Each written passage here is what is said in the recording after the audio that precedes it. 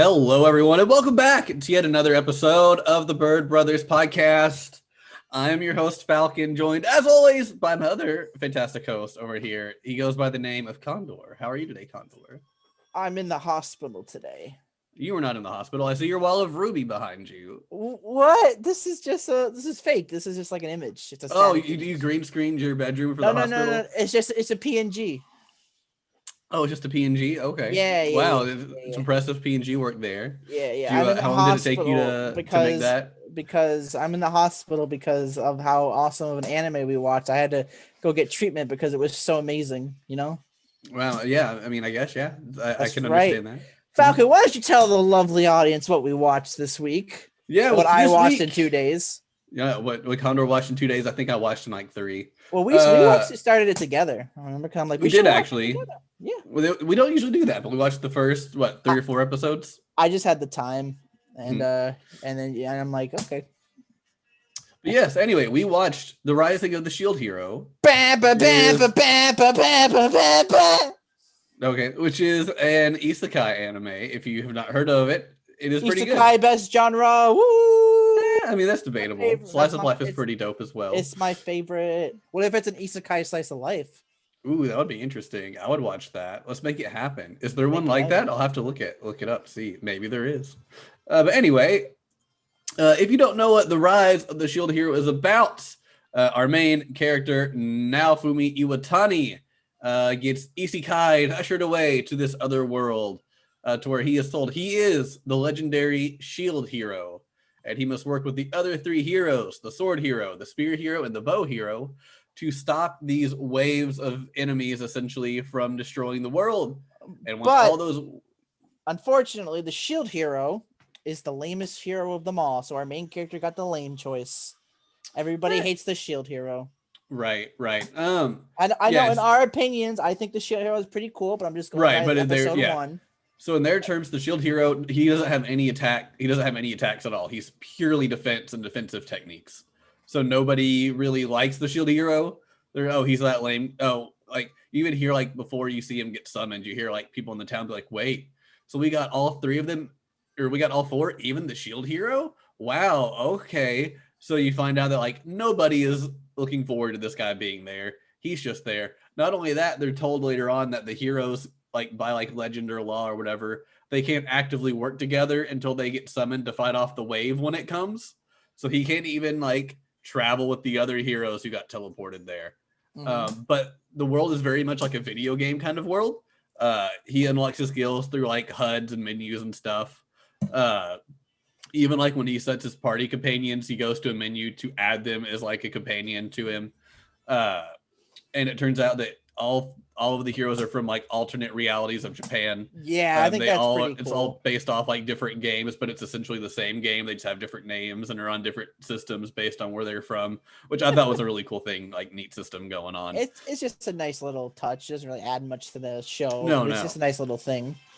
Yeah, it's just kind of cool. That backstory. It's essentially like a world that operates like a video game, but it's not a video game. It is real life, which I just thought was kind of a cool, unique kind of stance on it. That's right. I agree 100%. But not only do people not like the Shield Hero, he gets set up night 1. What? Yeah, right. So the king arranges for some adventurers and like well-to-do or well-off fighters to team up with the heroes, and they get to join whichever hero they want. And the Shield Hero has none. The Shield Hero. And he kind of complains about it, about, how's that fair?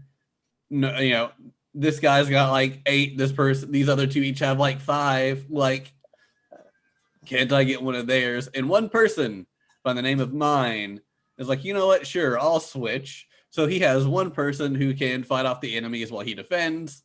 And she ends up accusing him of stealing all her stuff and then essentially doing very, very bad things to her, which I will not say in case we ever decide to try to monetize something. And without any proof, they just immediately condemn him as being this terrible, terrible human being. And he is off pretty much on his own, having a bad reputation and not knowing anything about the world. I will say that this anime definitely took a different twist than like a regular isekai. You know, usually a regular isekai would be like, "Oh, you're the hero. You have to save us. Here's your companions." But it's just like, "Oh, hey, this happened. We hate you. Even though you're innocent, but no one cares. Yeah. Because we set you up, and you're banished. Well, you're not banished, but like everyone's gonna know the shield hero is a horrible person who did horrible things to the princess and stuff. Blah Yeah. blah blah. Blah. Now Turns you out have Mine to was the go. princess, or mine was the princess. And so it's Yeah. like, oh, I told my daddy on you, and you're in trouble. You're in trouble. Ha ha. So he gets like ostracized. I think that's the word. Ostracized. Is that the word, Falcon? Yeah. I just He found gets it amusing that ostracized by everybody. And literally everybody. and that's like the start of our show. That's the start, basically. And so, Yeah. it's kind of sad to see him just like adventuring all by himself. He can But yeah, only, because like, mine, punching the balloon monsters. By the way, the monsters in the show are very interesting. I will say they are. you know? Yeah. Very good designs, very clever. You know, everything's pretty cool. There's like these balloons they like fight off, and since the shield hero doesn't have any attacks, he just punches them. Yeah. And he just keeps punching them. But yeah, so I really felt bad for him at the start because not only did like he get accused of unpleasantries, but also all of his stuff was stolen. He's literally telling the king, "This didn't happen. All my stuff got stolen from me in his underwear." And the king is like, "I don't believe you." It's a shame the king already hates the shield hero. yeah. The king already hated the shield hero before he was summoned anyway. And then he's like, "I don't believe you. I believe my daughter here." And literally, the spirit hero is wearing all the stuff he bought with his money. And it's like, that's mine. Oh no, this was a gift from the princess. It's like, yeah, she stole it from me. No, it's like, oh my god.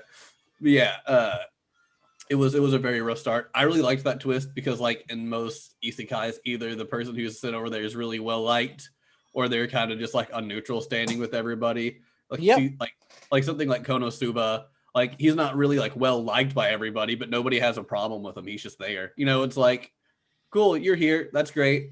He's got his little party of misfits, but nobody like hates them. Other than you have others where there's like, you are the chosen one here to save us all. Here, I'll give you all of my kids if you want them. And it's like, no, I'm good. I'm just gonna do my thing and go. This one, the main character is hated by everybody, and he has to resort to slavery. Yeah, I think that really the only character at the start that doesn't immediately hate him is the blacksmith.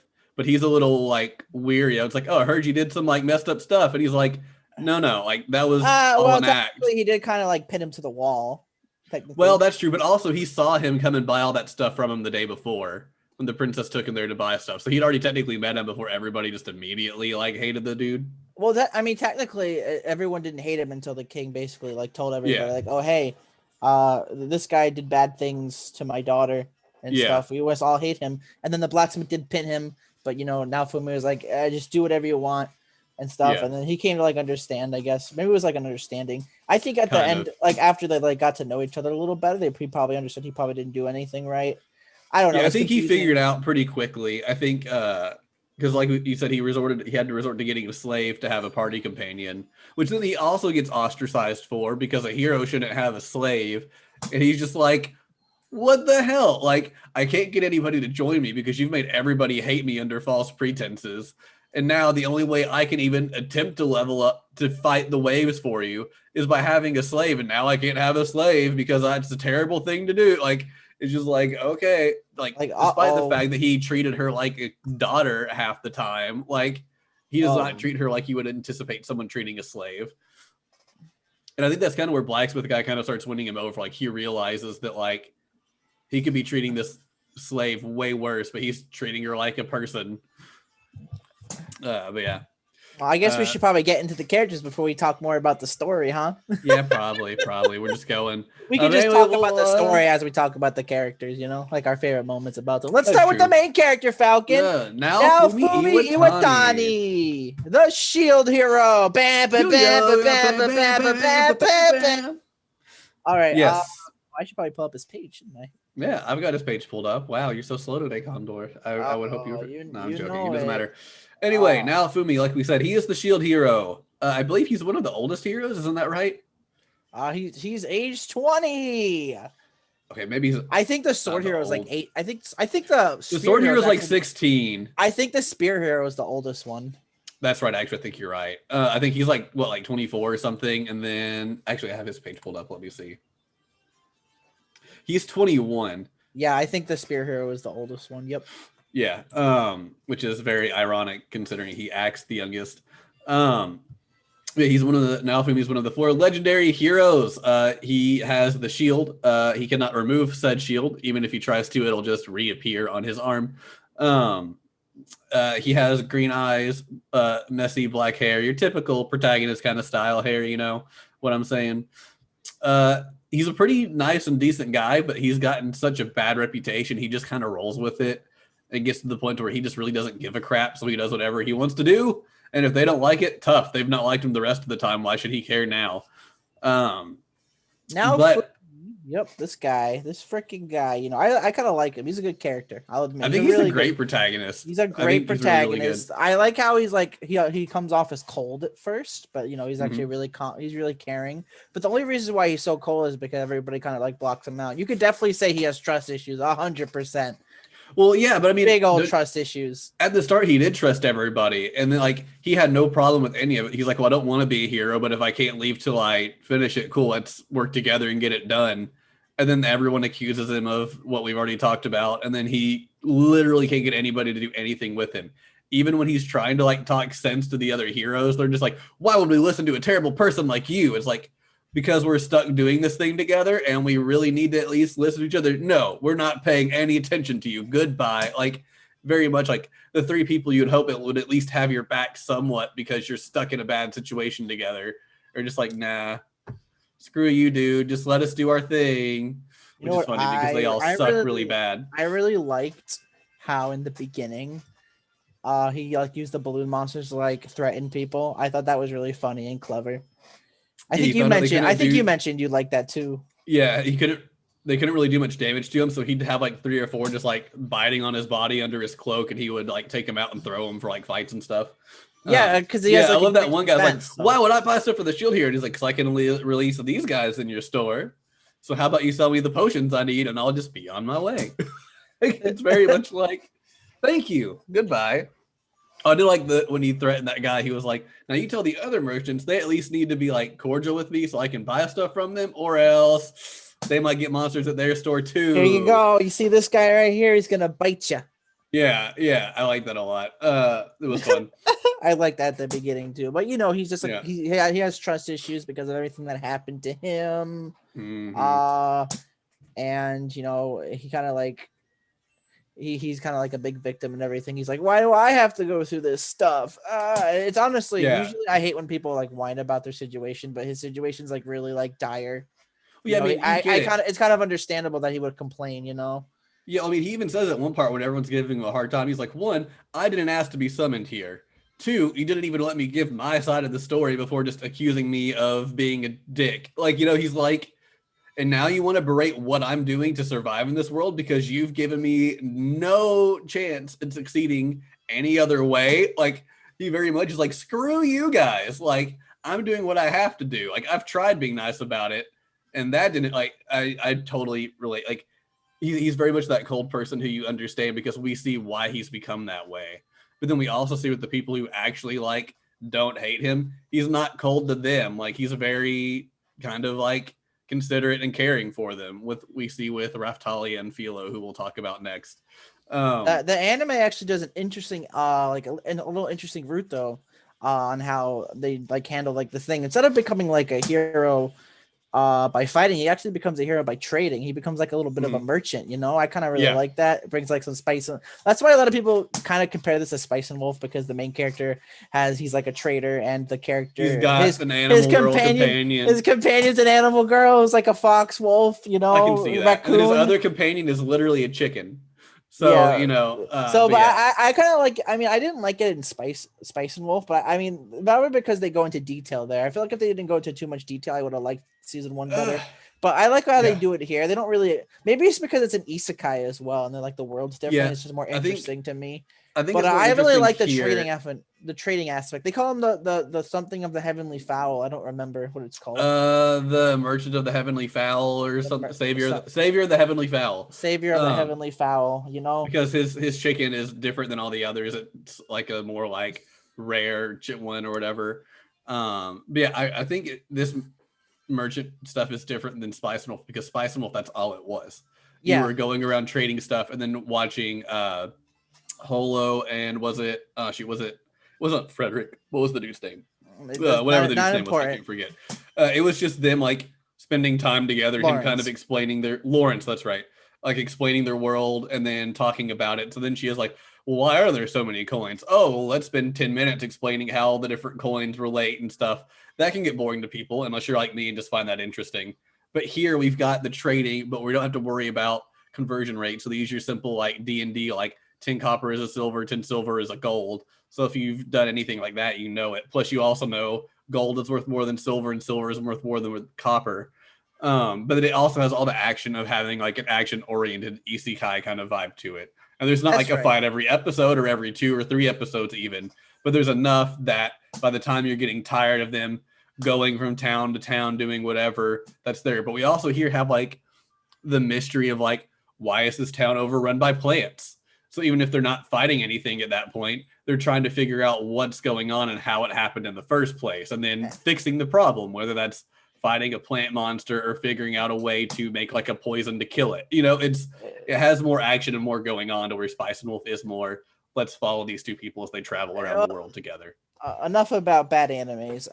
Let's go back to Shield Hero, and I just want to say that basically what I also like is that the main character here, you know, he has to clean up after the hero's messes a lot. That was one of my favorite parts. Well, we'll talk about that more later. But yeah, I love the scene where he just tells them why they're all bad, and I was like, tell them. You tell them. You tell them. But you know, it's just interesting because it's kind of funny to saying the Shield Hero, the one who's the prioritized defense, is the best hero. God, yeah. You know? Everyone else doesn't really care. For some reason, all the other characters don't. All the other heroes, I should say, don't care about saving the people, especially during like the first wave of catastrophe. Oh yeah, they went to fight the monster. He was the only one who went to go like save the village. You know. Yeah, he protected the village while they fought off the monster. And when he went to go see how they were with the monster, they had just finished like he watched them get the killing blow or whatever. And they're like, "See, we don't even need you." And then they best not be boasting too much after that, because they do need him. Got him. Gosh, I love that part too. Blood sacrifice. I love when the queen, or not the queen, the princess is like, all right, this town is now under the protection of the spirit hero. And they're like, why? What? He sucks. The shield hero is the one who saved us the entire time you all were fighting the monster. If it weren't for him, we'd all be dead. Quiet, peasants! Oh, I love that. It's like, yes, to enter or leave the village, you have to pay a total of 20 silver. And I love how the shield hero is like, a one night stay at this inn is like 1 silver. So by doing that, you're literally asking them to give up a month of living expenses to leave and come back to the village. Like, you're stupid. Like, yeah, they can't pay that. Basically, the shield hero is a very smart man, but he becomes overly emotional when things don't go his way a little bit. But he's usually a very calm person. Like, it's only like in the extreme circumstances that he like kind of like freaks out. But most of the time, he's a calm guy. Overall, he's a really good character. I like him. Yeah. Did you know that he has green clothes? I did know that he has green clothes. I watched the show. Did you know that he has an innate immunity to alcohol and motion sickness? Yes. That's right. And did you know that him, Raftalia, and Philo are featured characters in the 2nd season of the cross-dimensional anime series Isekai Quartet? Only because you told me the other day. Yeah. I did. It says it on the thing though. All right, well that's all about. We could talk more about like the story and everything later, you know. Yeah. Anyway, next character up is Raftalia. Whoa. Raftalia. Indeed. Whoa. Yep. She is. Is she best girl, Falcon? She's pretty good. She's insanely popular. If you've not watched the show, you've probably seen pictures of Raftalia. She is the slave that Naofumi buys when he can't find anyone to join his party. She is a demi-human, which is half human, half kind of like animal. And they're treated pretty much as secondary citizens. But she is part human, part raccoon or tanuki, depending on which version of the show you watched. Condor and I did both watch the dub for this because we heard it was pretty good.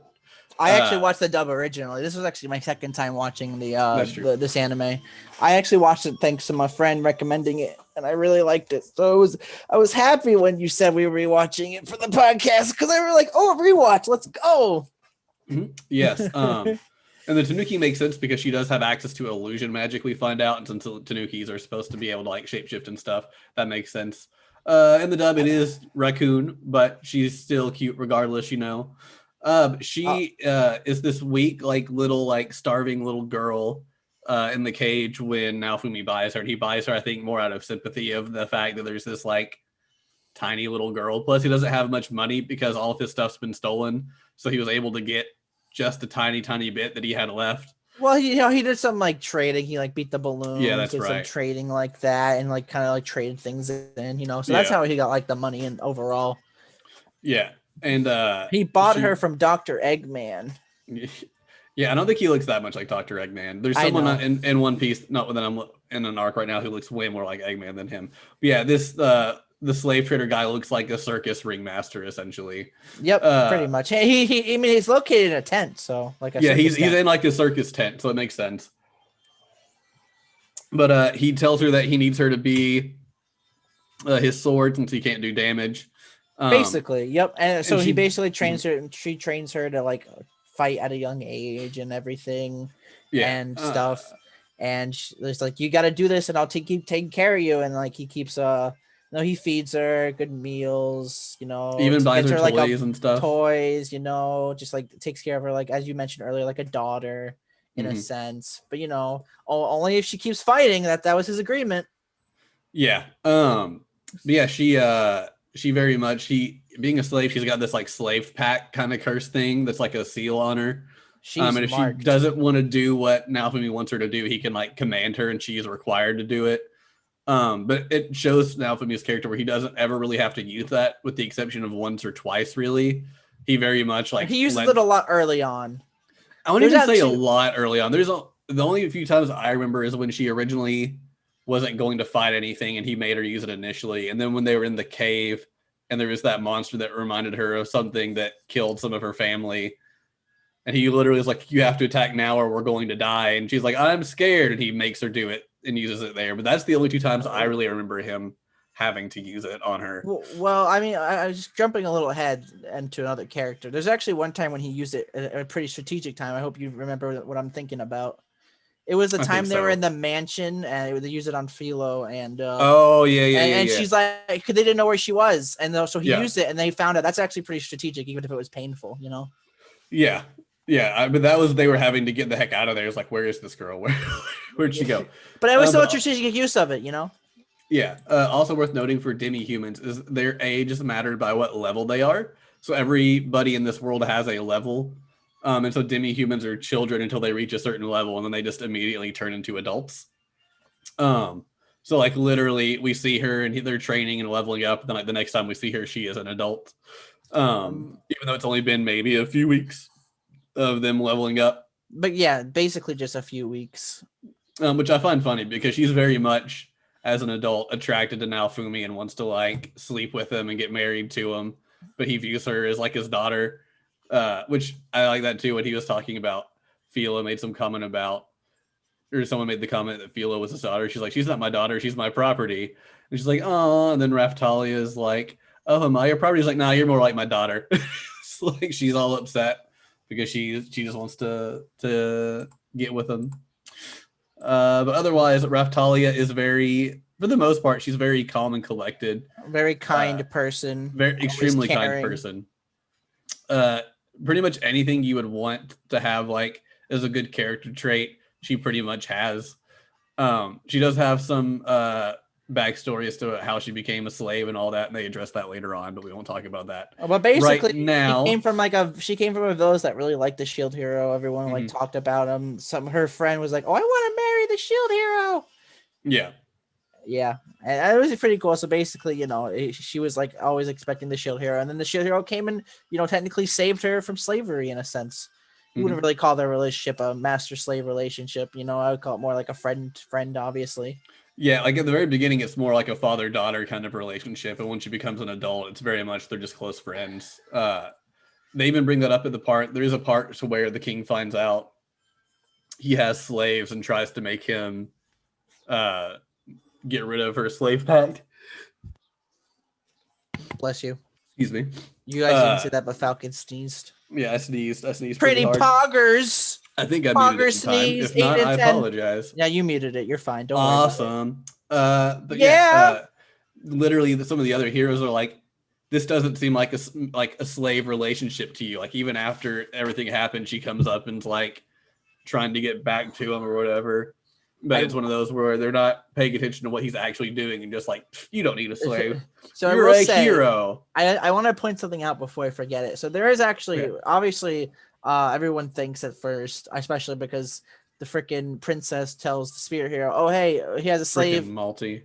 And basically, like, she doesn't want to be a slave, so he gets angry. The spirit hero challenges him to a duel to free Raphtalia. And the shield hero totally wins. Technically, that fight was weird.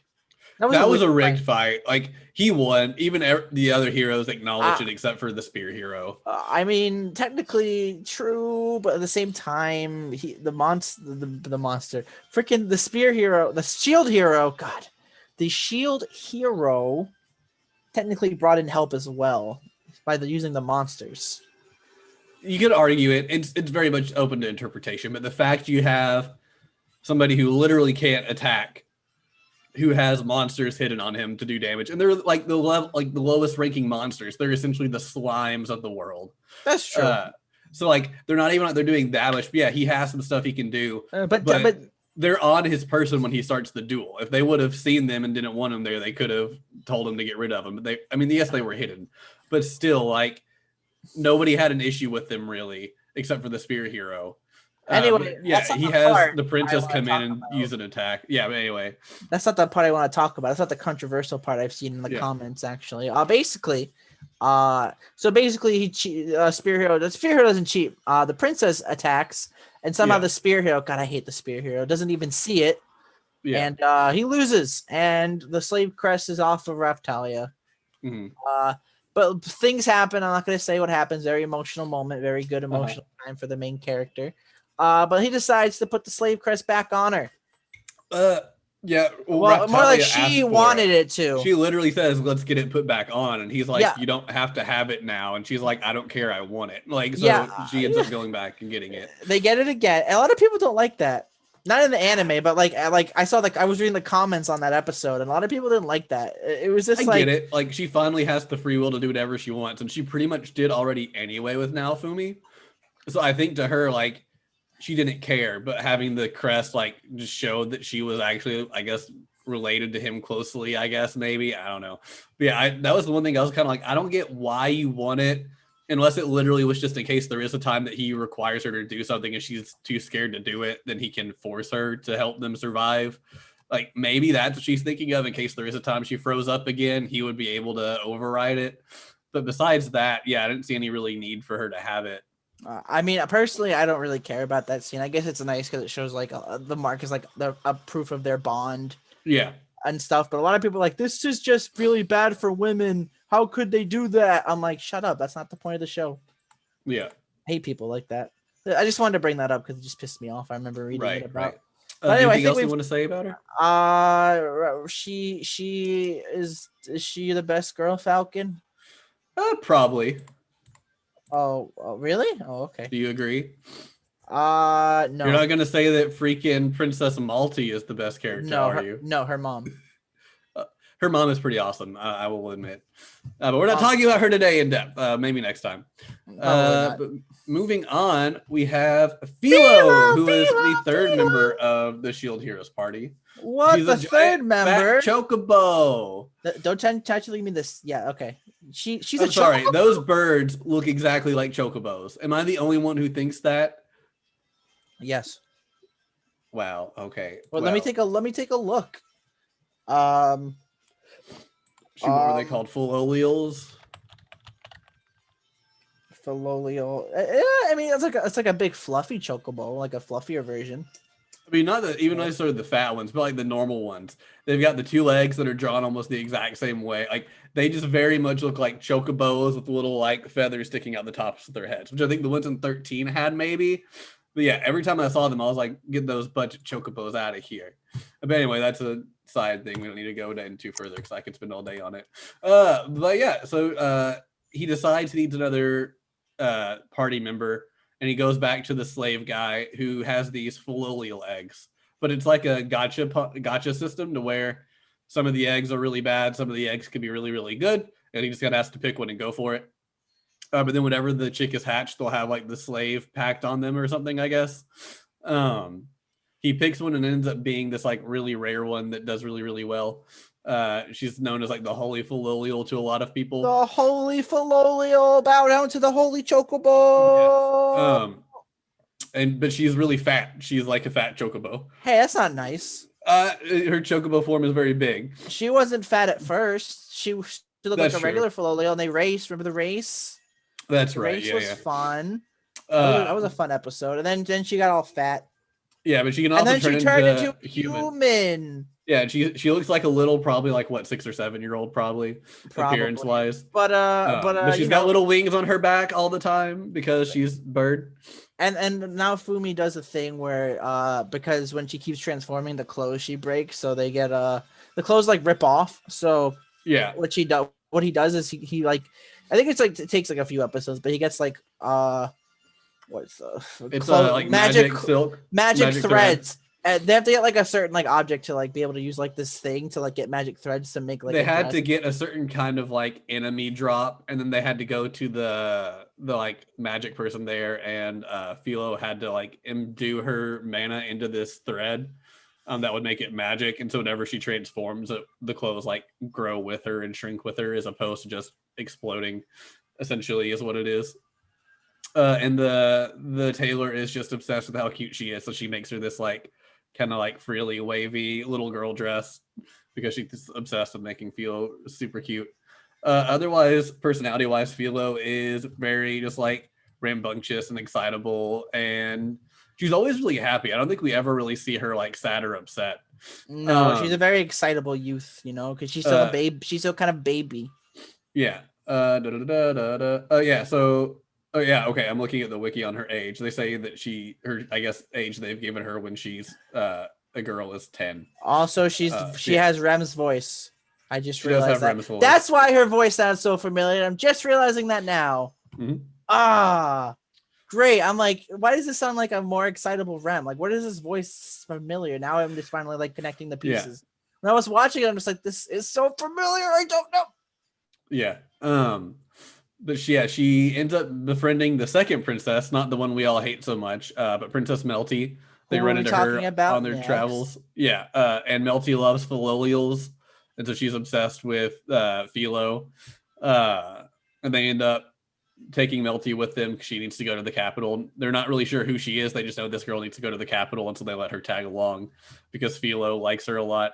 They end up becoming like best buddies. And just really fun. Otherwise, she really likes it when Naofumi dotes on her. She's always trying to get him to like hug on her or like play with her and stuff. Much to Raftalia's annoyance. Rafthalia is very jealous of Philo sometimes, which is amusing to me. Pretty amusing. There's like a little like a little competition for like his affection and everything. It's kind of like, no, master loves me. No, he loves me. No, me. No, me. Yeah, it's the start. They don't like each other at all. They kind of get annoyed. They eventually grow to like appreciate each other. But I think it was one of the earlier episodes with Philo. And the hot springs. Like, yeah, that one, and then there's the one too where they're like back at the end, and she's like, "Master, can you sleep in my bed tonight?" And Raftali is getting like really mad, and then Naofumi's like, "No, you can sleep with Raftali if you want to sleep with somebody." But yeah, it was just like, but it was amusing. It's like she acts like very much like a little girl, just like wanting all her father's affection, and then the older sister's like getting really annoyed. But it was fun. I enjoyed it. That's right. But the older sister also wants to be with the father, so you just made it all sound messed up. Congratulations. Yeah, he's not their dad, but to him, like, he very much has this like fatherly role with them at some points. Raftalia not as much after like she got to like the more adult form. But we even had that story arc to where he was still treating her like a kid because that's how he knew to treat her. To where they're there, it's like, oh, she'll take like, the kid, like the whatever she wants. He's like, I'll take the cheapest thing and she can have whatever. And then it's like, no, I'm an adult now. I'll also take the cheapest. But yeah, it's kind of a weird relationship if you really think about it with all of them. But also, Naofumi doesn't really think of it that way, so it doesn't really matter because he's not interested. Not interested at all. Yeah. Naofumi just wants to go home. Yeah, he literally is like, I just want to go home. Like, that's all I care about. Like, this world sucks. I just want to go home, play my video games. Right. Yeah. It doesn't actually sound like that. That's me whenever I'm at work. It'll be interesting to see at the end if he actually does go home or if he decides to like stay. I think he's gonna stay, but we can get into stuff like that later. Oh yeah, no, that's just the thought I had. Anything else you want to say about Philo, or she is super cute and she's a great character. Yep. I think all the characters in the show, they're all super great characters. Honestly, with the exception of a couple, pretty much every character I like. I think mine is a good character, and I'll explain why when we get there. Okay. Next up, we have the fourth member of the party, who's just like a temporary party member, and that is.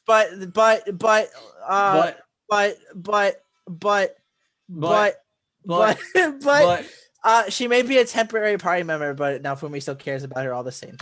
Yes. That is Princess. Someone said Melty is a boring brat of a character. Lamau. What? Melty's that is fine. Hilarious. Anyway, it is cue Mel remark. She is the second princess, but she is also the princess who's going to take the crown because the mother has deemed the older sister is not worthy.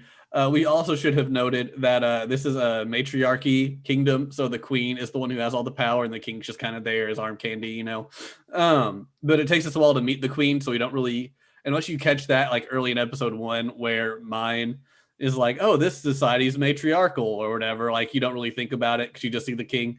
But anyway, that's something we need to go into. But she is going to be taking over the throne, and she got separated from her party on her way back to the capital. From wherever she was from. I don't think she ever told us where she was coming from. But she meets Philo, as we said earlier, in her familial form, and they want to play together.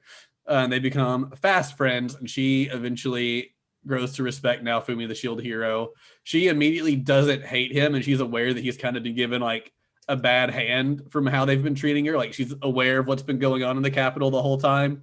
And so she's very apologetic for how everyone's treating him, because she gets the fact that like, we summoned you here, and now we're not even like treating you as a hero like you should be. When really he's the only heroic one of all of them. A lot of things would have been different if it wasn't the king and mine, but it was the queen and Melty there. Not if the queen and Melty were there, it would have been completely different. But unfortunately, that's not the dice that were rolled. Correct. But she dresses like you would expect a princess to dress. She's got, really nice, really kind of fancy-ish clothes. Personality wise, she is very I wouldn't say serious. She's very polite, she's very responsible, and she can joke around, but she also knows when it's not time to like be silly and goof around, when it's time to just knuckle down. It's more like she's a very serious person, but like when she like started to like get to know Naofumi a lot, she's kind of like becoming like more of what she is. I mean, when we first see her, she's like playing around with Filolial. She loves Filolials. Then we find out she's the princess, and Naofumi doesn't like her because he thinks all the royal family is scum. Then things happen, and she starts traveling with them, and basically she starts to like open up and be like her true self, more like immature as a kid instead of being like all political. Yep. Like stuff where her mom even comments about it too. Is like, you really like the shield hero, don't you? Like hanging out with him. and she's like, oh, it's not like that, mother. No. And she gets all embarrassed. It's great. That's the best way to put it, is that she's very serious, but when she gets to know Naofumi and realizes she can kind of just be herself, she can let her guard down if they're not around like important people or people where she needs to keep up her princess. I just want to say that the freaking light novel artwork is beautiful. I've been like looking. Oh yeah, I was looking at it and I was like, she looks fine on the anime. The manga looks okay. And then I looked at the light and I was like, wow, that is like way more detailed and just awesome. But yeah, she very much is an ally for the Shield Hero. I do like the fact that even at the end, when the Shield Hero is leaving the capital to go on like a trip, the Queen's even like, "Oh, I figured you'd be going with him. Like, why are you staying here?" And she's like, "Yeah, I'd love to go with him, but I have stuff I need to stay here for. Like, he'll be fine." Type scenario. But I do like the fact that she genuinely wishes she could just not have the duty of having to stay in the capital and be the princess and just kind of travel with him until the waves are over. But she's also a magic user. I think she's really the only magic user in their party so far. Technically, I mean, technically, Raftalia can use some. Naofumi uses magic. Hey, wait, Philo uses wind magic. Oh, that's right. She does. Yeah. But she's the only one who like doesn't have any other weapon. She's strictly like her water magic, I guess. She's like the traditional, just like mage only, to where the others kind of mix and weave, I guess. Yeah, that's true. I wasn't thinking about the fact that Philo has all those wind attacks that she uses a lot. And Raftalia has the illusion magic, so she can disappear and stuff. Anything else we want to say about Melty, or do we think we've really? I hope we see more of her in the future, but most likely I hope so too. Going to. It'll see. I feel like we'll see more of her. Maybe she won't necessarily be in the party, but I think we'll see her in like more of like a legal kind of area and somewhat. All right. Shall we get to the next character, my friend? Yes, the next character is going to be Motoyasu, the spear hero. All right, can we get to the next character now then? Yeah, the next character. We're talking about all the heroes. Yes, because a lot of them aren't really that important. But me and Falcon have determined that this joke of a character is. Yeah. So the spear hero is the one who has Mine as his party member, and he literally just listens to her for whatever she says because he kind of wants to tap that. But he's also really dumb. He doesn't really use his head that much. He's the oldest one of them, but he acts like he's the youngest majority of the time. Like the high school one of them seems to be smarter and more intelligent than him. Like there's a time where he kind of presents stuff and the sword hero is the only one who's like, "Oh, I get what you're talking about." And the other two are just like, "What do you mean? I don't get it." But he's very impulsive. He's a very I'm trying to decide what else to say about him. He's very stubborn, but he's also very, very gullible. He's easy to manipulate. Honestly, this guy cannot think for himself at all. No, he's extremely loyal to his allies. Like, even though he's very gullible, his ally told him something, so he believes that. If anybody else tells him that it's wrong, he doesn't believe them because they're not his ally, kind of deal. But he seems like I'm so split on him because he's easily my least favorite of the heroes right now. But he seems like a really nice guy. It just seems like he's so easy to manipulate that you can't stand him because he won't listen to reason. It's just like, nope, this person told me this, so I know it's 100% it's true. It's like, use your head and you'll realize that's not true. Nope, it's true. And it's just like, dude, come on. But like, he seems to like be nice to people. Like, there's plenty of times where he's just like, he thinks Naofumi is doing all these evil things when he's not, but he genuinely seems worried about the Shield Heroes party. It's like, you all don't have to stay with this jerk. Like you can go somewhere else and be treated like a person. And like, he genuinely seems like caring for like their well-being without using his head to realize I never they're really fine. Saw it that way. I more saw it like he's trying to spite Naofumi as best as he can, because I didn't take it that way when it came to the party members. I took it that way when he was dealing directly with Naofumi. But when he was talking to Raftalia and Philo, I took it as he genuinely felt like they would be better off with him than with Naofumi. Well, I mean, personally, this guy right here, this spear hero guy, I hate him. Honestly, hopefully that might change. I mean, I like his design is pretty cool. And his weapon is cool. I mean, the spear is pretty cool. Interesting choice. But I really hate how he can't think for himself. And that's like kind of bad. It's like there was like that when they're doing like that big showdown to end like the arc. And like he kept like looking to Mine. He's like, Mine, what's going on? Mine, what should I do? Mine. I'm like, dude, you are literally one of the heroes. Think for yourself. You have a brain. Use it. He's supposed to be the leader, and he was just letting like everybody else make his decisions for him. But like you don't really see that until like that moment. Like everyone, because what the anime is trying to make you think is like he's also kind of behind everything too. Like he's like partnering with like Mine and the king and like trying to make him go down. But like when you realize he's just like an idiot who doesn't realize what's going on is being manipulated, and he just still wants to be manipulated until like the very, very end. But like at the same time, it's just like, oh God, what should I do, Mine? I'm so confused. Oh no. I guess we've been saying he's stupid, but I guess instead of stupid, he's just very ignorant and delusional a lot of the times. Yes. And I feel like that's more of it. He gives into his delusions, which makes him seem stupid, but he's really not. That's just he's not. No, he's not stupid. If I say, I just say stupid because I'm angry. Yeah, no, I get it. He is very ignorant. He's a very ignorant person. He doesn't understand the world very well. He was the one I was most looking forward to seeing because I thought out of all the heroes' character designs, he looked the coolest. I was like, oh, he looks the coolest. I've always liked Spears in like games and stuff. So I'm really excited to see about him. And then it's like, he's the worst. Like, he's the worst. Anytime he showed up, I got to where I was just rolling my eye, like, we got to deal with this Joker again.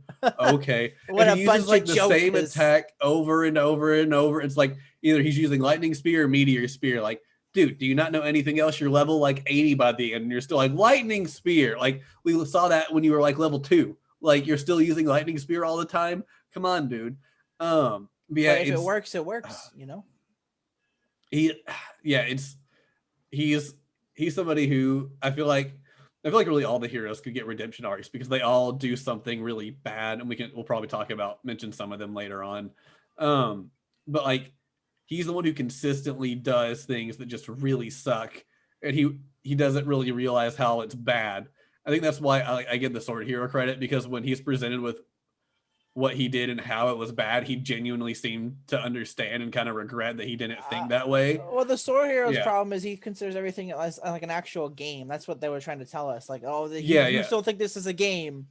Well, that's why I like him, because after he's presented with the thing of like, it's like, oh, well, I didn't get rid of that because I figured it would disappear like the game. It's like, yeah, but it's not a game. And he actually started, I feel like that got in his head of realizing like, he's right. He seemed to acknowledge the fact the way he'd been going about everything was wrong, and he needed to change up his way of thinking. So like, he at least seemed like he was willing to admit his mistakes and learn from it, to where the other two just got defensive all of a sudden and be like, no, what we did was fine. You're just evil. And he generally seems to be like, oh man, because I was negligent in doing something, all these people suffered. I should fix that. But yeah, Motoyasu doesn't really care. He wants to chase skirts, give in to the first person to give him advice and to tell him what to do, and then just accuse Naofumi of everything bad in the world. Hopefully he becomes a better character in the future, considering he has his own like spin-off little 3 light novels, then he probably does. So yeah. But as of right now, I don't like him. He does at the end of the show, he starts to like understand things a little bit better, you know, kind of like I like the final scene when you see with him and Malty's like, we gotta find ways to get rid of the shield hero, and he's like, nah, he's cool. Let's not do that. Yeah, he's just like, nah, he's fine. Like, there we go. Then like, there we go. We finally get that change. Let's go. We get that change. Let's go. Yeah, I feel like even with the exception of one character, I feel like any of these characters could get redemption arcs, and I would be all for it. Because I feel like a lot of them and their decisions they make are just because they're kind of ignorant, and if they realize it and can kind of move past, it'll be fine. Motoyasu included. But yeah, right now he's easily on like my list of like least favorite characters for the show. But shall we move on to the absolute worst character of the show? Yes, let's move on to the absolute worst character of the show. And that is Minai / Princess Malty. Oh, and I just want to say that if you know Shield Hero, you know this character. Everyone knows this character. Everybody hates this character. You know. Yeah. But I will say she's a good character, and I'm going to say why she's a good character. The reason why she's a good character is because of how everybody hates her. It's really good. It's if everybody knows a character like that they're very well hated, they're recognizable. Like, oh, this character, oh, this freaking bitch, oh, I hate her so much, she's the worst, oh my god. And that's what makes a good character, if you can like feel that like rage. No, I've said that there's before. A difference between this character and Shinji from Fate. We said we hated Shinji, right? But do we actually hate Shinji more than we hate Malty? No, there's no way. Because he was just a terribly written character who was just super annoying for no purpose. Yes, he is a bad character. Malty is a good character she was made to be hated. Like, that was her whole point, is to have someone to throw all your hate onto. So she was done the way she needed to be done.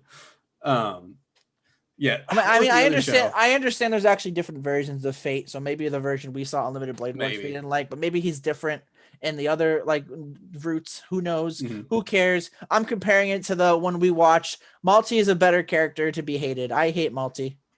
I think everyone can say they hate Malty. Yeah, I mean, like, I've always said that is about she best girl other Falcon? People. No, she's not best girl.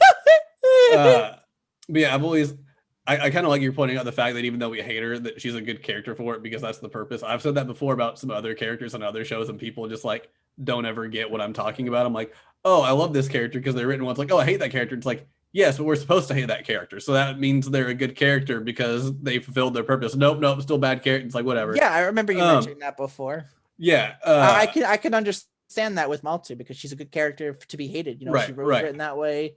Fuck this person. Mm-hmm. Shout out to Falcon because I love him. Oh, shout out to Condor because I love him as well.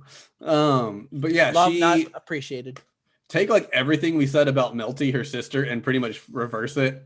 She's not kind. She's not very serious. She's very deceptive, very plotting. She only cares about really getting her way. She's the one who we said, set up Naofumi at the start, saying she stole all his stuff, gave it to Motoyasu, and then accused him of getting drunk and abusing her essentially. But she very much just doesn't give a crap about the shield hero, doesn't need him, just wants Motoyasu. I don't even know why necessarily it's Motoyasu, if it's because she thinks he's cute or she just thinks the spear hero will be the best one. Probably because he saw how gullible he was. That's probably it. But yeah, she uses like all their money to buy like really fancy things. Doesn't really care about anybody but herself. Just like most any bad trait for a character you could think of, she has it. Well, maybe not all of them, but a good majority of them. But yeah, she really just wants to make the shield hero as miserable as possible, and she takes great enjoyment over it. But yeah, what else do you want to say about? You mentioned how they're like how Malty and Melty are like different in the exact opposite ways, like their personality, their appearance, their magic, which is water and fire, and their color schemes, which is blue and white against red and brown. Yeah, like literally everything about them is swapped. I'm actually looking at her background on the page, and I'm trying to see if this. I don't think this is a spoiler, but I'm going to read it out just because. Let me just tell the audience how much you should hate this character. According to the Queen and Melty, the sister, Malty hides in the shadows and enjoys bringing misery to others, which is believed that the reason for her malicious behavior is because of her father, the king, spoiled her while she was growing up, causing her to abuse her authority without any consequences. Her lack of discipline and repulsive personality led to Malty being chosen to heir apparent to the throne over her. Because usually it's like the oldest daughter's the one to be queen next, but because of how bad she is, it's Melty instead. To fix her bad personality, the queen sent her to study abroad in a school at a place. However, all that accomplished was Malty's graduation from virginity. Yeah, I just read that right as you're about to start, and I was like, oh man. Yeah, she's a character you're supposed to hate, and you really hate her. Like, it got to the point every time she showed up, I was like, oh, this girl again. And I won't say exactly what, but she does get a name change in the very last episode, which is very humorous to me. Yes, it's very nice. But anything else you want to say, or shall we move on from the characters? Let's just stop talking about bad characters. Yeah. All right. Or good characters. Openings and endings. It's time for the music next. Wait. No, it's not. It's time for character. Did you find a character? Get ahead of yourself. Calm down. You didn't tell me you found a character poll. Did you? I must have not heard it. You must have been waking up. You didn't smell the coffee. Maybe I hadn't. But I did find one on Crunchyroll. What?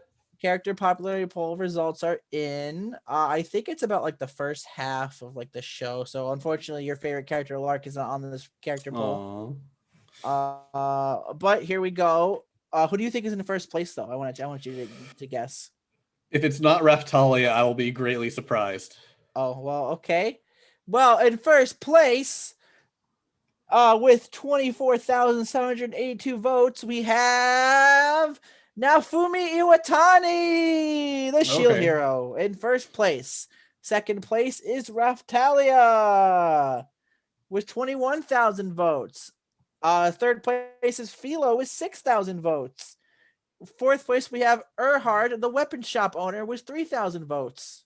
Good old Erhard. Fifth place, we have Fitoria, which is the Philolian queen, which we see in like one of the later episodes. Mm-hmm. Then we got Melty, the queen, the sword hero, Glass, the pope, Malty, the bow hero, the spear hero, the king, and then some guy named Van Reknot. I actually don't know who that is. I'm gonna look that up real quick. Isn't he the slave trader?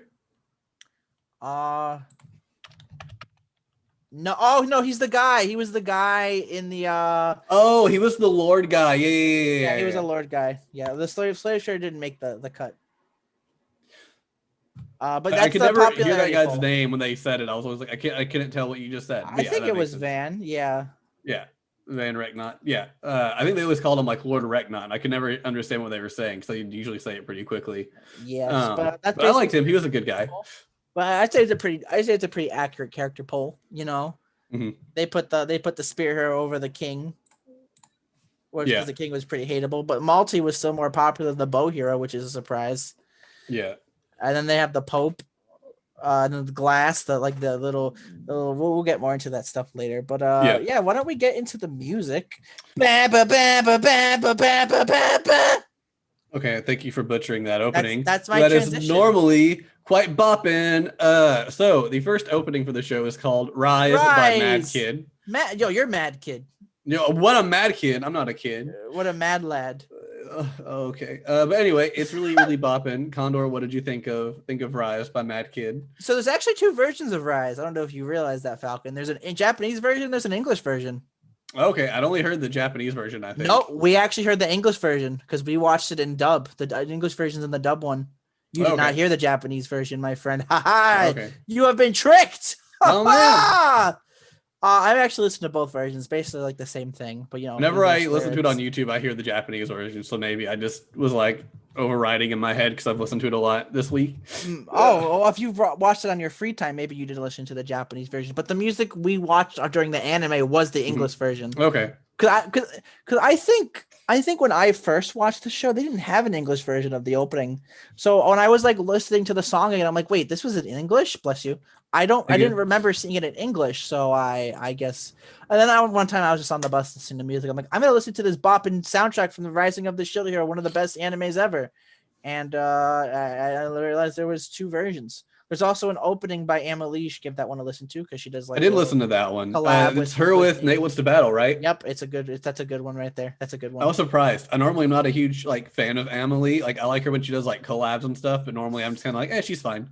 But I really like the version they did together. It was really good. You should check it out. Rise is probably the best song in the whole anime. It is. Do we want to talk about the first ending next, or do you just want to talk about the next opening? Let's talk about whatever you want, Falcon. I guess we'll just do the openings and we'll do the endings. So the next opening is Faith, which is also by Mad Kid. Whoa! Mad Kid. I hope Mad Kid comes back for season 2. I hope they do. I hope it's like a Kuroko thing where they just get Mad Kid to do all the openings. Because Kuroko did that with Grand Rodeo. What did you think of Faith, my friend? I liked it, but it's nowhere near as good as Rise, in my opinion. I actually Rise is an absolute bop, and Faith is really, really good.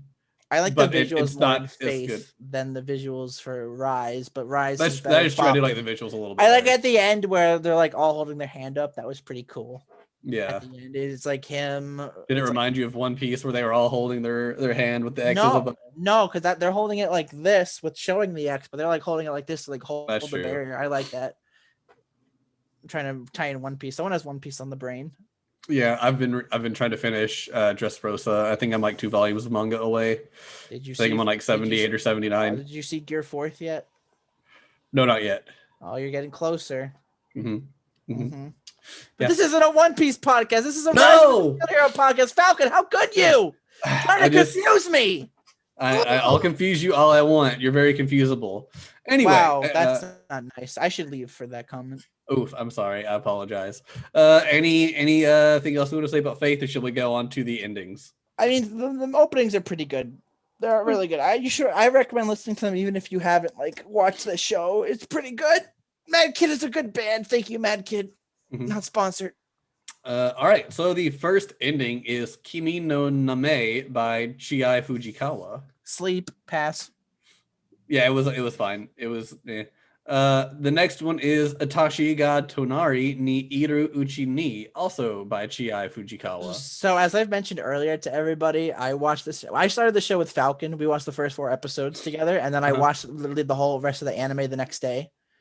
I never watched the second opening, and the reason for the second ending, ending, and the reason for that is because I'm like, I just want to hurry up and watch this all. I could do it.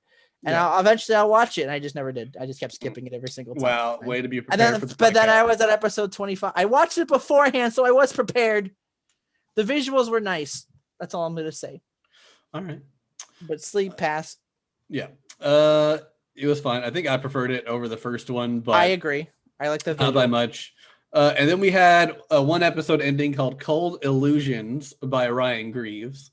Which Condor didn't even remember. I don't. I watched the whole anime in one day, so it kind of all meshed together. I listened to it because I forgot there was a third one too. I listened to it while we were getting everything set up. It was good, but kind of our usual thing with endings. They're fine, but they're nothing to like write home about. But yeah, we record. Come on, Falcon. Man, it's an expression, Condor. I'm bad at expressions. I'm bad at it's fine. But that's pretty much it for the music. The background music did its thing. It was fine. It did its thing. Yep. Yeah. Next up, Condor. If you could replace or be any one of the heroes, if you got isekai'd to this world and you got randomly summoned as one of the heroes, which hero would you want to be? Okay, well, real quick, I just want to say before there's any bias, technically how this world works is,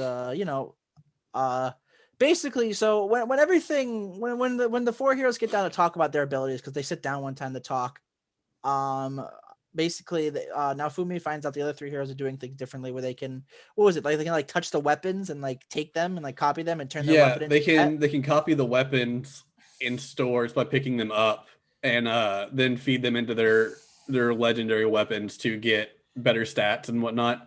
Yes, but that's not how Naofumi was doing it. Naofumi was putting his like the materials into his shield to like unlock the shield. So they were doing it a little different. Yeah. But what we find out is that if you believe enough, you'll be able to unlock the other abilities too. Yeah. So they each had a different way of doing it. So like we find out about the weapon copy and they all could do that, but then how they were updating their weapons otherwise were all completely different. And they were arguing over that the others were doing it wrong. But Naofumi finds out that by like he's looking for the weapon copy and he can't find it, and then it eventually just like appeared. I'm sure like, he says if you believe, but I'm sure there's like a different reason for that or something. I have no idea. But the fact that heroes are supposed to work together, I feel like that's something they're supposed to like tell each other. And once they tell each other, they unlock it essentially for themselves. Deal. We'll talk about like some serious things later, and why that's technically not possible. But I mean, technically, you're at this point, you're just asking what my favorite weapon is: a bow, a sword, a shield, or a spear. I mean, I guess I would have to choose a sword. I just like a sword. I'd be the sword. I like swords. What can I say? You like swords? You want to be the sword hero? I'd be the sword hero. Would you have cut up that dragon? I would have made sure it wouldn't have decayed to the mountain and brought disease. Well, all right. I'm kind of between two on this one. And I'm trying to decide. I know which one you're. I know which one's your shield and spear, isn't it? No, you got one of those right. It's spear and bow. Correct. Because I really like spears, but I also really, really like bows. And so I'm trying to decide who to replace, which one I would rather use. Oh, I guess you have to flip a coin. Shoot, I don't have a coin. Man. I wonder if there's a coin flip thing online. I'm just gonna do. Well, while Falcon is doing this, I just want to take this moment to say, hey, everybody, thanks for listening to our podcast. Thanks for all your support. We are finally being able to run ads on our podcast, right, Falcon? Yeah. I'm not sure. Thanks to you, we are going to be able to add. We are going. I can't speak. I can never speak. We are going to be able to run ads. I just want to say thank you to everybody who's listened to like all of our episodes. Us just talking about anime. Well, we're not like the most professional people. Obviously, we're just kind of doing this for fun. But we're really happy that thanks to all your support, we might be able to like take this more seriously. And we're gonna start like pushing this more, like trying to add more content into it, just be better about it, push it forward, try to get it more popular. And when we hit 1,000 downloads, we will be doing a live one on Falcon's thing. Yeah, we're getting close, so stay tuned for updates. We might hit it next week, and we'll give you more details as we know it. Yep. Who knows? Thank you again for everybody for all your support. I just want to take this moment to say thank you. Yeah. You are the best. If I could meet each and every one and I give you a big kiss, then you'd swap bodies with all of them. That'd be terrible. No, that was last week. Yeah, no. Anyway, I did find there is a website you can go to do a coin flip. I had said head would be spear and tails would be bow, and I flipped it while you were talking. But did you do the best 2 out of 3? No, I just did one. You have to do best 2 out of 3. Okay, so first one was Tails. That would be Bow Hero. Second one is also Tails. So it would be the Bow Hero. Bow Hero. So yes, I would be in the back just raining down arrows on everybody. And then the Spear Hero could be doing whatever the heck he wants to do because I don't really care. I don't know who he would be. But yes, I would be the Bow Hero. That's right. Now we have to write a fanfic where me and you are the shield and the bow and the sword hero. Don't tempt me. We'll open up a Bird Bros account on fanfiction.net and we'll just write different fan fictions about us. Instead of Bird Bro Pod, it's Bird Bro Fic. Bird Bro Fic, I'm down for this. I am totally down for this. I used to write a lot in high school. I could get back into it. We could make our own Ruby team. Oh wow! I didn't even mention Ruby. You mentioned Ruby. But, I was talking about Shield Hero. If we wrote a fanfic about us being in Shield Hero, I know you'd be like, "Oh, we gotta have to do Ruby fanfic next." I know you would do it. Put my OC in there. It'd be super cool. I have a hair. Your OC Makoto. That's right. But yeah, so that'll be Bow Hero. So now we're just gonna talk more about the show, what we liked, what we disliked. It'll be great. Might be some spoilers in here, might not be. So listen at your own risk. You've been warned. Yep. Let's talk about one thing. I'm kind of worried about with season 2. So as we all know, for people who watch the show and people who are about to listen to what I'm about to say, the whole issue gets resolved with Naofumi. He gets his name cleared and everyone starts treating him with the respect he deserved after like episode 21. When he walked out the gate, everyone salutes him. It was a really nice moment. It really like comes together to show like all the struggle he had throughout the whole show, and it all just came down and everything was all good at the end. So that's good. But now the problem with this is this show gonna be like a regular isekai now, or is it still gonna make things different? You know, is it gonna make it different like how it did in the beginning? Because what really hooked me was like the whole twist in the very first episode. Like that's what hooked me with the thing. So we saw a few of like 22 through 25. We saw that.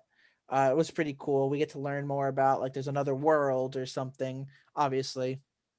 So are they gonna like go to that world and fight it? What are they gonna do there? What's gonna happen? Or are they just gonna keep like adventuring in their own world? I don't know what's gonna happen. Hopefully it'll still be able to like be interesting, because again, like it's just like the whole thing that happened was like pretty interesting to me. That's what hooked me. That's actually, I was actually talking to George about it. That's what he actually brought this up, and I started thinking about it myself, and that's the conclusion I came to. I'm hoping it'll still be able to draw attention, you know? Right. Falcon. It's definitely going to be interesting. We will say after we're recording this, and a few days before we recorded this, they announced that season 2 is going to be delayed, so we're not going to see it till April of next year of 2022. So we've got some time before it happens. Better for them to work on it than to rush it. It's disappointing because I was looking forward to possibly seeing it at the end of the year, but I'm fine waiting. It's cool with me. But yeah, I mean, that was definitely what hooks you, is the fact it's different from an isekai. He's having to work up his reputation. But even after he's cleared of that, there are still some people who think he's supposed to be this like monster. We see that with Lark and the girl who's with Lark. I forgot her name. Teresia. Yeah, when he's like, "Oh, I'm the shield hero," he's like, "You're not the shield hero. He's supposed to be this, really like scary monster jerk guy. You're not him." Blah blah blah. So I feel like even though it's been announced, I feel like it's going to take time for that word to really spread.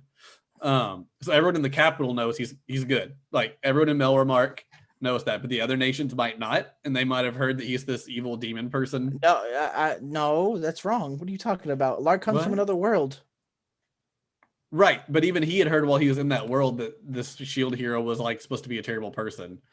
Oh, and we don't know if that's because of his. Yeah, when they first meet on the boat. No, they met in the town. They met in the town first. They met in the town, yeah. But when they're on the boat going to the island to do the level up thing, he makes some comment about him being the shield hero. You're right. Okay, you're right. I assumed that wasn't from the other nations, because I assumed he just told them that so they wouldn't say that he's from another world, but he just said that from his own world. Because then we find out that they have to fight the other heroes, because they're heroes from their own world. They have to fight the 4 heroes we know to like save their world or something, which I don't know about. So I'm assuming that's just what they were told in their own world, and that wasn't from the other nations. Maybe we don't have clarification for it. We also didn't know at that point that they're from a different world. So at that point too, I'm thinking more just that's still what he's hearing. Yeah, but when you find out they're from another world, right.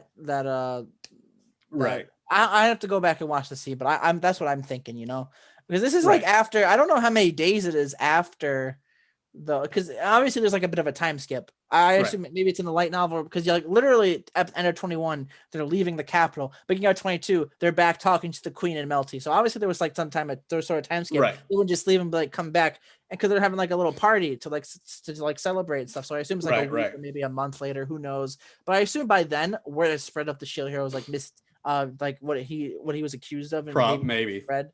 So that's why I think that his information came from his own world and not possibly the other nations. I definitely think though season 2 is going to go more into the other world kind of thing, because that really just kind of popped up at the very end. Like we'd seen Glass before and knew that she was like somebody from another world, but we didn't really know much about it. I didn't think it was from another world when I first watched it. Obviously the second time I watched it I knew because I remember, but I just thought she was just like from like a demon person, you know, but no, she's a hero apparently. Yeah, and then we meet Lark and Teresa or whatever, who are also heroes from this other world, which is a shame because I really liked them both. They were some of my favorite characters in the show. I'm actually really curious to see how they handle that. It's going to be fun. It's going to be fun for me to explore it. I feel like we're going to deal with that more in season 2. So I feel like it's going to be more about the heroes trying to like get along and patch the relationship up, because as we've seen several times, they don't work well together at all. They don't even really try, besides Naofumi, and they all suck really, really bad.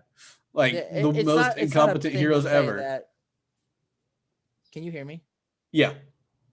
Okay, cool. Basically, I agree. Yeah, basically the shield hero really carried like the whole show. And I'm not saying carry like the show. I should be more specific. He carried like the battles in the show, not like the show. Not like when we talked about Dr. Stone, we talked about how freaking, you know, I can forget his name. Senku. Oh my, Senku, thank you. Senku carried the whole show because he really did carry the whole show for Dr. Stone. But for in this case, he carried the battles, you know?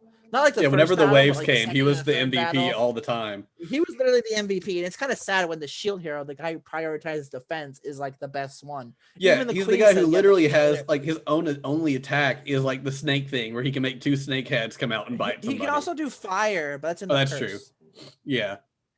And the snake thing's not like a big attack; it's like a poison thing, you know. Yeah, well, that's what I'm saying. Like without kind of big thing, without going to his curse mode or whatever, like that's really his only attack. I think we did see him launch his airstrike shield once, but then the rest of the time he just used it as like a ranged shield essentially.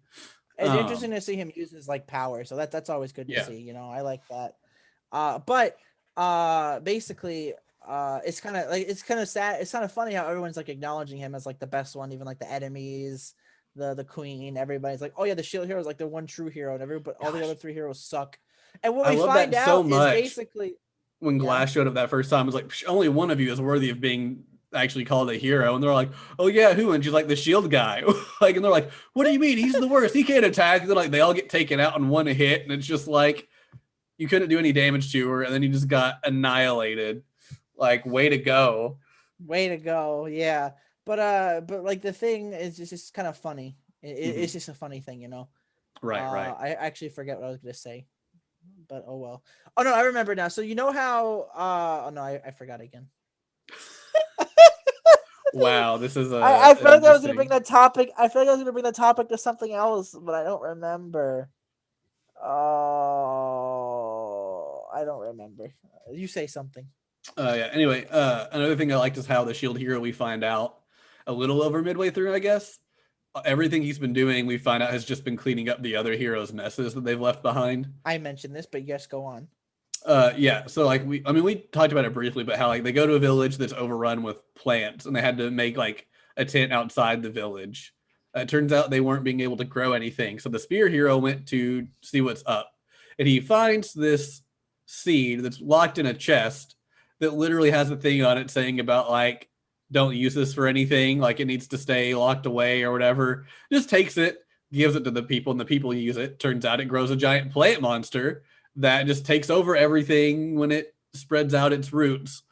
So Naofumi and the others have to go and get rid of that. Then we find out there's this village that everyone has gotten this like sickness or like kind of like curse from, and Naofumi goes there. Turns out it's because the sword hero killed a dragon and didn't get rid of the dragon corpse. So when the dragon corpse decayed, it was creating toxic air that the villagers were breathing because they were right outside the mountain, thus making them all sick. So he had to go make the cure for it and then get rid of the dragon corpse. But then the dragon corpse had sat there so long it turned into an undead dragon. So he had to re-kill the dragon and then get rid of it. And then the bow hero, he goes to this country that he heard was like doing really bad. They were really poor and whatnot after this resistance happened. Turns out they were being taxed really heavily. The bow hero decided to fix the problem by not even doing anything but killing the ruler of the land that was taxing them. So the resistance took over and taxed them the same, if not worse, because they realized they needed money to run a country, thus putting everybody in like poverty and begging for anything they can get.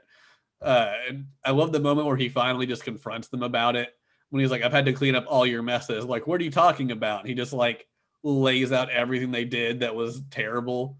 And that's where I give the sword hero some credit, because he at least acknowledged at that point that him thinking that this is just a video game wasn't true, and he'd have to like adjust how he thought about it. And after that moment, he seemed to be one of the few who would actually like try to give Naofumi credit whenever he did anything right. To the others still like, no, you're terrible. We hate you. And he's like, but he might have a point, but then he would still give in with the others eventually. But that's where I at least give the sword hero a little bit more credit than the others. I thought that was just a fun moment of him finally just like laying out like, you think I'm a terrible person, but I'm the only one actually helping people here. Like everything you all have done is backfired. So I actually remembered what I wanted to say. I remember two things I wanted to say. I forgot to mention. Basically the anime is like the first 5 light novel volumes of the series. So if you want to just pick up right after this, or you want to read from the beginning, because I'm sure the light novels has some things added in that the anime didn't. You can pick up from volume 6 or just start from the beginning.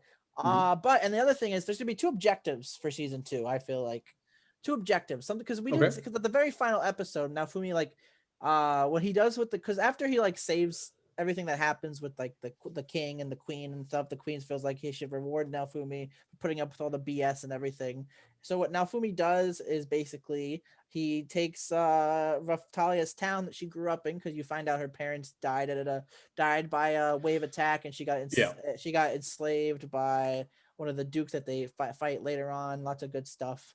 But he decides to rebuild the town and make it like, call it the town of the shield hero, basically making it his base. So one of their objectives is to like build up an army to fight, build up an army, get some people to train. And the objective is obviously to discover more about the other world, the other heroes and stuff from the other world, and see what's going on there. I feel like those are gonna be like the 2 major objectives of season 2 that we're going to see. I agree with that. I think that's going to happen. But yeah, he was given essentially, was he like governor of the land or duke of the land? He essentially is the reigning person over that section of land. That is true. So he's kind of the head honcho, calling most of the shots. And he wanted it to be Raphtalia's homeland so they could rebuild it and just have a place there. And what I really liked about that was pretty much everybody from the capital who he interacted with was coming with him, with the exception of maybe the blacksmith. I don't think I remember seeing him there. Like the magic shop lady who he helped get ingredients to help make the like holy thread, and all these other merchants he dealt with came with him to help like set up shops there and whatnot, which I just thought was really cool. Like they ended up becoming loyal to him because they realized this whole time he didn't seem like a bad person. And then when it became clear that the king and Malty were the ones who set him up and were just giving him crap for no reason, it kind of just finally confirmed like, yeah, we were right. He's not a bad person. He just got a bad shtick essentially when he got here. I greatly appreciated that. And I showed he had actually made connections and built loyalties while he was still the demon shield. Now I remembered something else. Actually, what's that? The original thing I wanted to say, basically, so as we know, the anime starts with all 4 heroes being summoned, but that's not how it was supposed to go down. Actually, supposed to go down was there's 4 different countries in the world that they go to. I don't even think they gave a name for the world, unless I don't remember. But I don't remember it. Basically what was supposed to happen was each hero was supposed to go to one nation, and they were supposed to defend that nation by themselves. But the king was being greedy and they summoned all four to his world, and that's how everything happened. It was all badly Yeah. done. This whole could have been a whole different anime if he just got summoned to the right nation.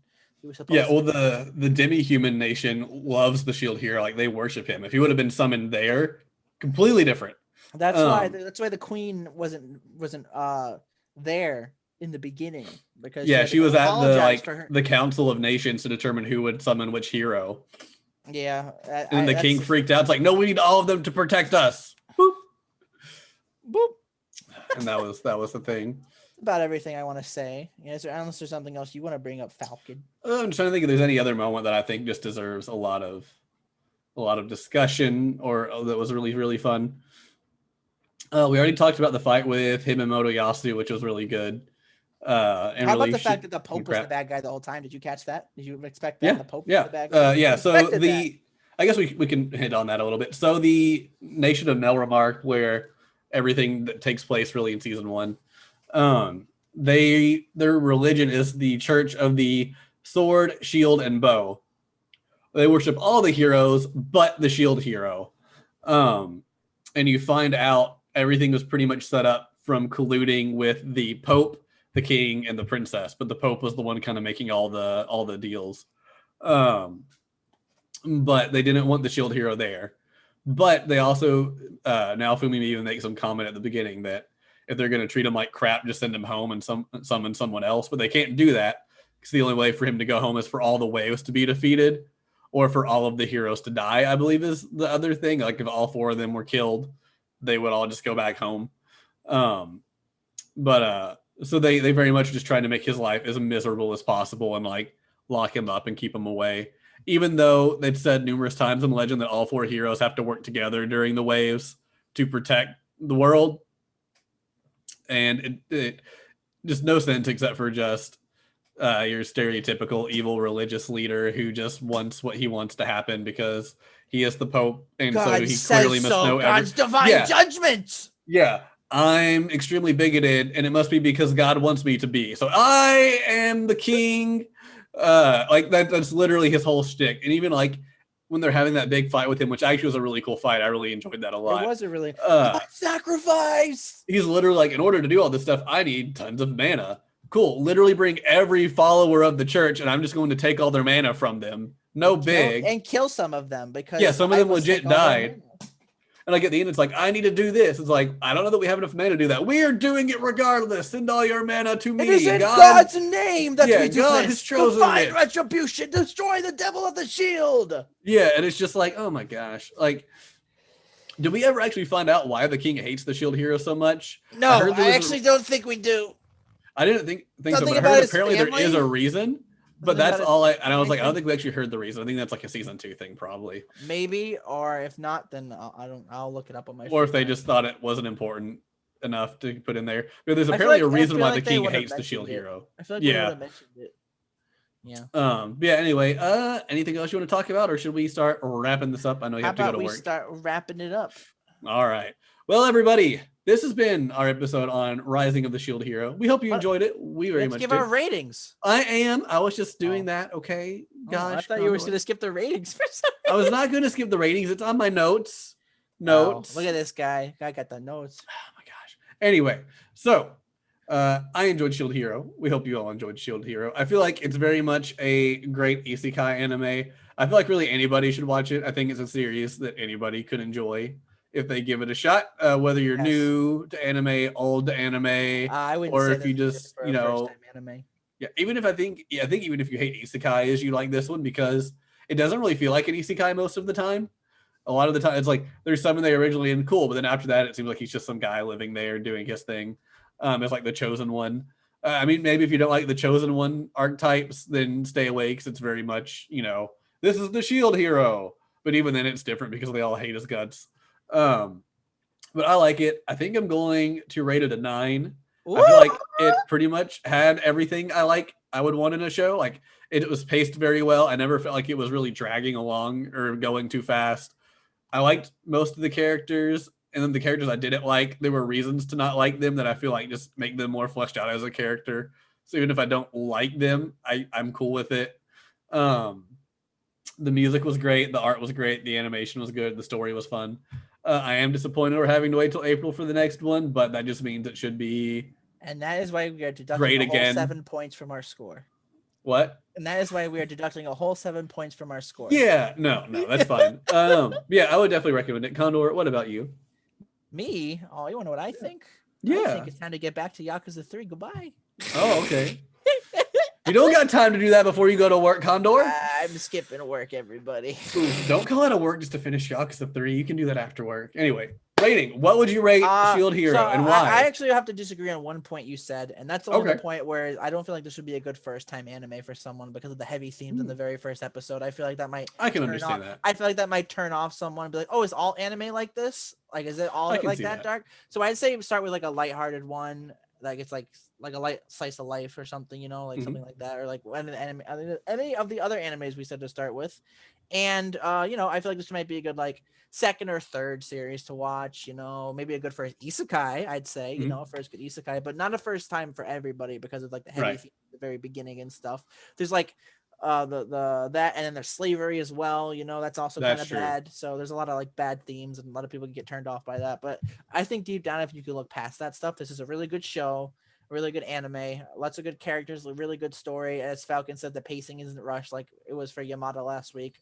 I really like it. However, I'm gonna give it an 8. Not because I really enjoy it just the same amount as you did. But there was just I just don't like some of the characters a little bit, and that doesn't ruin the show for me. It kind of like adds to the show, but at the same time, it's more like, why do these characters have to like be this? So why can't they like get character development now instead of later? Like at the end, like with the Spirit Hero, he's like, oh, he's not such a bad guy. Literally the last line he says in the whole anime. Why not like a little later? Like, because the Spirit Hero, like, oh, why do I have to be with Naofumi? Why do I gotta work with him? Yeah. So I don't really like that about him. I think I might not like the Spirit Hero more than I don't like Malty, but that's just my opinion. I'll have to see what season 2 brings. But I'm gonna give it an 8 out of 10. Still a really good show.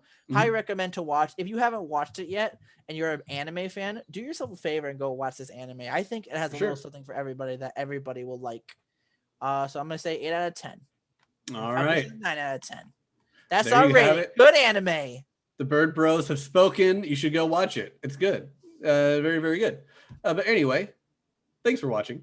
We hope you enjoyed it. You can find us at Twitter at BirdBroPod. You can stay there for more news and updates, especially more updates on what we're going to be doing for the 1000 download episode once we have those details.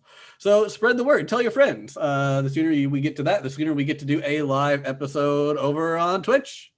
And we'll give more details as we have that there. Anyway, Condor, what are we watching for next week? Oh, you know, we're going back to Black Clover. You know, oh, it's Black Clover week. That's right, it's Black Clover week. I looked some investigating and see how much episodes we could watch for the next podcast bit. And you know what we're doing? We're watching arcs 4 and 5. 4 and 5, yo, let's go. Like 23 episodes, so 23 episodes. So it's like basically like another a natural anime series. We'll be fine. Right. We're gonna hear like the best opening. Actually, it's the next one. Opening 3 is the best one. A lot of people like. I think hopefully you'll like it too. We'll get to see some more characters, some more epic fight teams, some more screaming. I know you like the screaming, Falcon.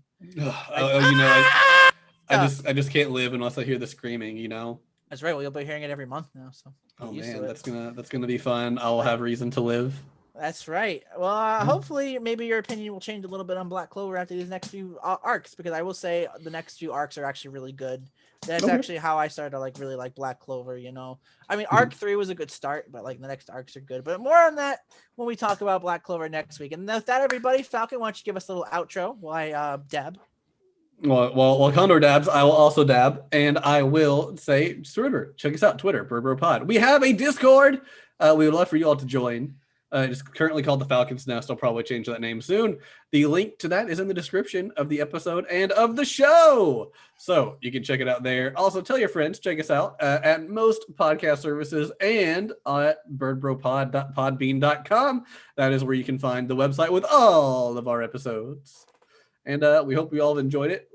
We enjoy you listening. I think this is actually the 30th episode when we upload it. When we upload this one, so happy 30 happy 30 videos. Woo! Is it? I don't remember. It is, because we have 29 at the moment. Let's go. You were correct. I couldn't remember if it was 28 or 29. But yes, so this will be episode 30. Thank you all for listening. We've had a lot of fun time doing it. Tell your friends, spread it around, spread the love. Thanks again for all the support. We appreciate it. And we will check you all next week for some more Black Clover. See you then. See you soon. Caw-caw!